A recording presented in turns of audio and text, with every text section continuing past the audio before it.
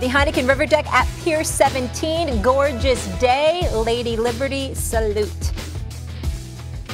Giannis Antetokounmpo was a man amongst boys, putting up 50 points, 14 rebounds, and 5 blocks, and the Bucks needed every one of them to beat a game Suns team. The Bucks winning Game 6 of the NBA Finals to capture the franchise's first championship in a half-century. They did so in front of an insane sellout crowd of more than 17,000 fans inside the arena, along with 65,000 fans crammed into the Deer District surrounding the building. Antetokounmpo's 50 points were tied for the most all-time in a closeout game in NBA Finals. He was named Series MVP unanimously, doing it all the right way. I wanted to get the job done, you know, but that's my stubborn side. Like, it's easy to go somewhere and go and win a championship with somebody else. It's easy. I could go, I don't want to put anybody in the spot, but I could go to a super team and, you know, just do my part and win a championship, still won. But this is the hard way to do it, and this is the way. And we did it. We did it, man. I need his energy right now. I need his intensity. Big Perk back here with us. Max, let me ask you this, and I was looking forward to this debate all show. What would you rather have? Would you rather have KD's 2 rings with the Warriors, joining a super team, or, quote, do it the right way and have 1 ring like Giannis? This is a trick question. It's Giannis by so much. It's by so much. And I say that even after saying they were lucky that KD and Harden and Kyrie weren't all healthy together, and that Kawhi got hurt in the West, and that AD got hurt in the West.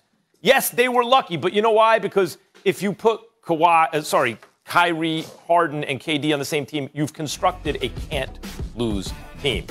The rings that KD won are even worse than that. He joined a 73-win team, the all-time record, that already won 1 championship, that came within a shot of winning another championship. They couldn't lose at that point. When you create a situation where you can't lose, you don't prove the same kind of things. We already know that KD is very skilled, as Stephen A. said. But you don't prove the other stuff we really want to know about, what a championship tells us about your grit, about your determination, about your ability to overcome obstacles, because there are no obstacles if you put an MVP caliber player onto 73. Not only that, the death lineup in 2015 that the Warriors ran out, Harrison Barnes was the weakest link. They exchanged their weakest link. They replaced it with the strongest link in the NBA other than LeBron. They replaced Harrison Barnes in the death lineup that was considered invincible with Kevin Garnett. So, yeah, guess what? Garnett won back-to-back finals MVPs. I don't think he deserved both of them. LeBron deserved at least one of those. But you know why? Because you have too much to worry about on that team. Who's going to stop Kevin Durant? You got to worry about Steph Curry and Klay Thompson and then have Iguodala and Draymond Green, too. It's ridiculous. Of course you can. Giannis, when he hit the podium and said the right way, stayed right where he was, took a cast of non-superstars, 2 quasi-stars, almost stars, and won a championship with a string of performances as good as any we've ever seen in the playoffs, and capped it with a 50-point night that makes us question today, is this the greatest closeout performance ever? His 3rd 40-plus double-digit rebound night in the same series. Yes, Giannis's ring means more, and everybody knows it. Well, you could say it means more, Max Kellerman, and I'm not going to refute that. But what I would tell you to answer the question directly is that I'm sorry if this isn't a direct answer, but it's a matter of preference. I think about LeBron, who really started all of this when we talk about super teams being assembled. Or you could actually start it in Boston, because I thought that was a super team that Kendrick Perkins was on, when you got KG, Ray Allen, Paul Pierce, and Rondo. I mean, damn, that's lethal. But let's start with LeBron. So let's see. I'm here in Giannis, and I'm in Milwaukee, and it's my team, and I stayed here, and I got Drew Holiday and Middleton, and we go through trials and tribulations. It's my team, but, you know, ultimately I carry us to a championship, which is a very legitimate and authentic thing, and it's special. When I think about LeBron, I'm thinking about D. Wade as my teammate. I'm thinking about Bosh. I'm thinking about that second go-round, how Ray Allen joined the squad. And I'm thinking about the fact that I'm in South Beach. I don't mind that.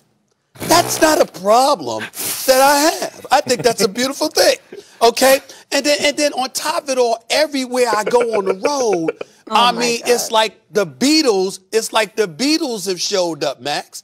It's like the Beatles have come to town and all of that stuff, and we're the story. You know, I kind of like that. You understand what I'm saying? I mean, showing we've been your true #1 in the morning colors for 9 years. You know, I mean, I kind of like that. Then we transition to KD. And KD, no, you know I didn't like the move to Golden State. We all know that I'm on the record with that. But I throw it, Max, to a dude from 35 feet away from the basket, and it's like hitting layups. And, oh, by the way, he ain't the only dude that I can throw it to from 35 feet away from the basket, and it's like a layup. And, oh, by the way, Max Kellerman, Kendrick Perkins could tell you this, that crowd inside of the Pfizer Forum in Milwaukee, Wisconsin last night was electrifying.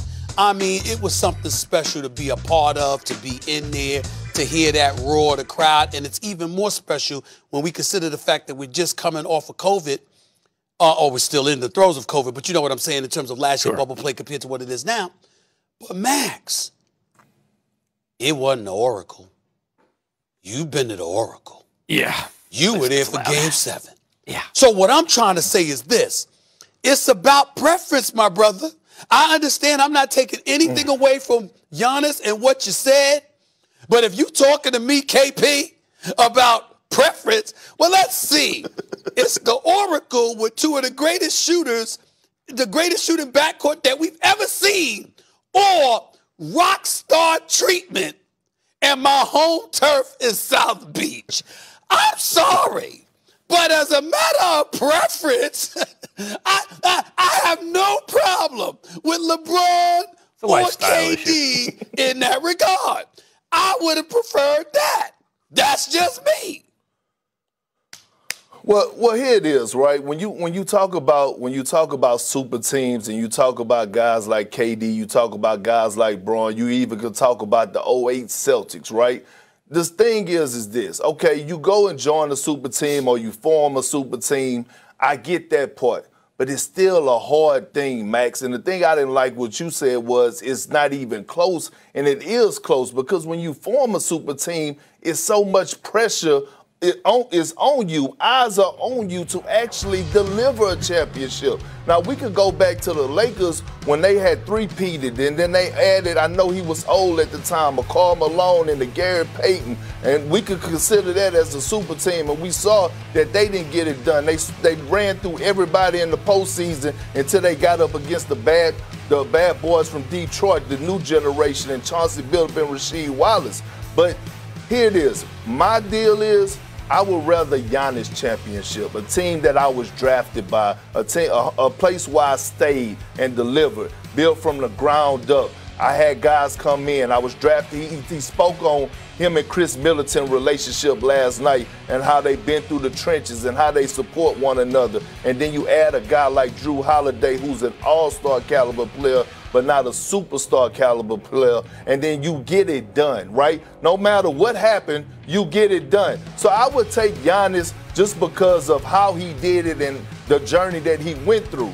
Now, to add one more part to that, here it is, we have to remember, sometimes when guys do form with super teams and they go other places, they still have in the back of their mind that they have unfinished business at that other place. That's why LeBron James went back to Cleveland. That's why LeBron James will tell you the Cleveland championship probably meant more to him than any other championship because he delivered it in the place he was drafted in his hometown.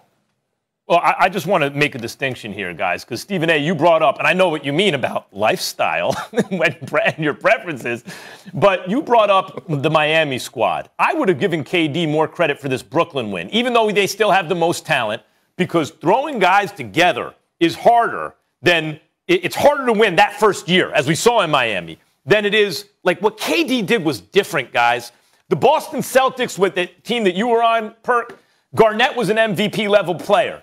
But Pierce and Ray Allen weren't. Let's just be honest. They were all-star level players. And Hall of Famers. They Hall of Famers. Yeah, but there's a difference. But you could say, who's better, this guy or that guy? The MVP level is better than the all-star level. Pierce and Ray Allen are Hall of Famers. There are higher levels of player. Like, for example, Kevin Garnett. That was what the Warriors had. They had an MVP player in Steph. They had an all-star in Clay, an all-star in Dre, a great player in Iguodala, and they added to a team that was already functioning an MVP all-time great in his prime. That is completely different than what all these other circumstances are. That's why those rings, to me, it's like you couldn't not win. How do you not win if they just won 73 games, came a play away, and then you add KD? That's different than LeBron. That's a super-duper team. It's different. Well, let me say a couple of things. Number one, Paul Pierce was called the truth for a reason, because he closed. Number two, Ray Allen, I would remind you that if it wasn't for the exceptionalism of Steph Curry, I would remind you that the all-time three-point king would be Ray Allen. This brother was something special. And by the way, I just recently heard he was in some kind of bike accident or whatever. I hope he's all right. Nothing but the best to that brother. I love Ray Allen. So I want to say that. The other thing that I will say to you is this. Again, Giannis did it the right way. He did it the Jordan way. He did it the Kobe way. He did it the Tim Duncan way. We get all of that. We understand that, okay? And I'm not taking anything away from him. But I would like to point out that this season, above many, many others, has proven just because you assemble something doesn't mean that it necessarily works out. Look at what happened to the Brooklyn Nets. So the point that I'm trying to make to you is that we can point to injury, Max, but when other things come into the equation, like you coming into camp out of shape, or if you, Kyrie, you thinking you don't really need a coach because you're so exceptional and you didn't think about the fact that other young cats might be called upon to raise up their game because you get hurt, but they weren't prepared because they weren't receiving the necessary coaching that they could have received. There's a lot of different components that go into being successful, not just even after you assemble a crew.